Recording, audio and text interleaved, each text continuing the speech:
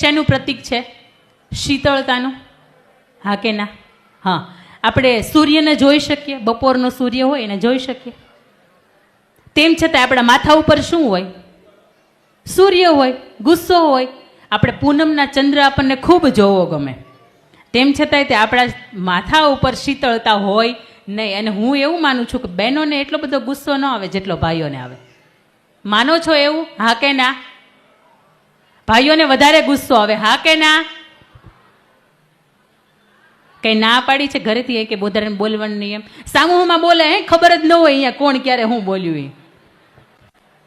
હવે ભાઈઓને ગુસ્સો આવે ને તો ના સાંભળો તમે, મગજ ઉપર બરફ રાખવાનો, મગજ ઉપર ચંદ્ર ધારણ કરવાનો, એનું કારણ શું?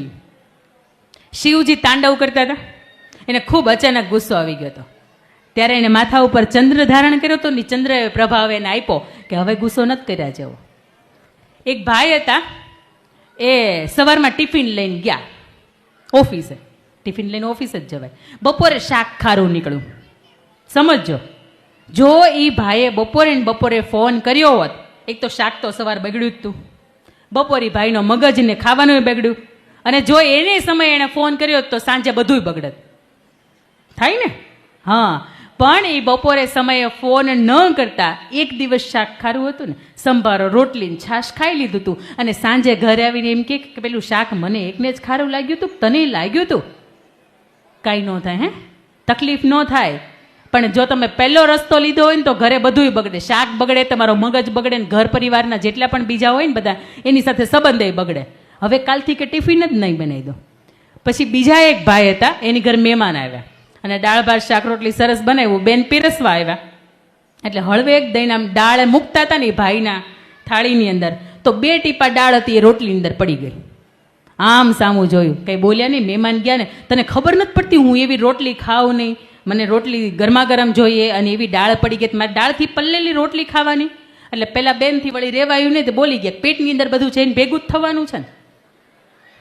બરોબર જ વાત છે ને? તો ઓલા ભાઈને તો વધારે ગુસ્સો આવી ગયો, તું મારી સામે કેમ બોલે? અને હાથ ઉઠાવવા ગયા ને, એ ભેગા એમના શાળા ઘરની અંદર એન્ટર થયા. ઘણી વખત કોઈ 2 વ્યક્તિ વચ્ચે ઝઘડો ચાલતો હોય ને કોઈ ત્રીજી વ્યક્તિ આવે ને, એટલે બબાલ બહુ મોટા પાયે થાય. એટલે આપણો 2 વચ્ચેનો ઝઘડો હોય ને, 2ની અંદર જ પતાવી દેવાનો. ત્યારે દરવાજા બંધ રાખવાનું. કોક આવે ખબર તો પડે, ડોરબેલ વાગે તો. જેવાય ને શાળા અંદર એન્ટર થયા એને ખબર પડી કે તમારા બેન ઉપર હાથ ઉઠાવે છે, હાલ બેન આપણી ઘરે હાલ. લઈ ગયા એને ભાઈને ઘરે, અને આની ઉપર રીતસરનો કેસ કર્યો કે ભાઈ આ ભાઈ, સાચી વાત છે, ગપ્પુ નથી મારતી બપોર પછીનું. એટલે એ ભાઈ એની લઈ ગયા અને કેસ કર્યો કે ભાઈ મારી બેન છે એની ઉપર આ હાથ ઉઠાવવાનું કામ કરે છે, એટલે આને સજા આપો.